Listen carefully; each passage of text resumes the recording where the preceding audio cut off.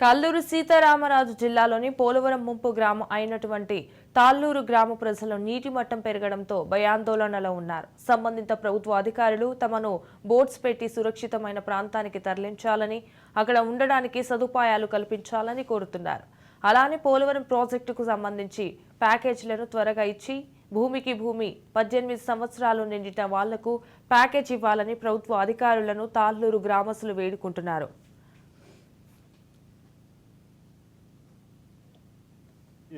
మమ్మల్ని తరలించాలి. మేము వెళ్ళే ప్లేస్లోని అన్ని శుభ్రంగా చేసి మాకు ఉంచితే మేము రావడానికి సిద్ధంగా ఉన్నాము.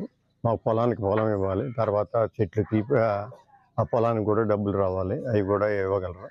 తర్వాత 18 సంవత్సరాలు వచ్చిన కుర్రోళ్ళు కూడా మీరు కొద్దిగా వాళ్ళ మీద దయ తెలిసి దాన్ని కూడా చూడగలరనేసి మేము కోరుకుంటున్నాము. డెత్తులు ఉన్న వాటికేమో వీఆర్ఓ గారు అప్పుడే కాదు, కలెక్టర్ గారు వచ్చింది నుంచి ఆర్డర్ వచ్చిన తర్వాత ఇస్తామంటున్నారు. అవి కూడా మా ఎవరి వాళ్ళకి ఇచ్చేలాగా చూస్తారని. ఏటూరు నాగారం మండలం దొడ్ల మల్యాల గ్రామాల మధ్య జంపన్న వాగుపై నిర్మించిన బ్రిడ్జ్ గత సంవత్సరం జంపన్న వాగు ఉధృతికి కూలిపోవడంతో సంవత్సరం నుండి ఇక్కడికి ఏజెన్సీ గ్రామాల ప్రజలు ఇబ్బందులు పడుతున్నారు. జంపన్న వాగుపై తాత్కాలిక రోడ్ మార్గాన మండల కేంద్రానికి చేరుకుంటున్నారు. 2 రోజులుగా కురిసిన భారీ వర్షాలకు ఎగువ ప్రాంతాల నుంచి వరద నీరు చేరడంతో వాగులో తాత్కాలికంగా పోసిన రోడ్లు కొట్టుకుపోయాయి. దీంతో వాగుపై రాకపోకలు నిలిచిపోయాయి.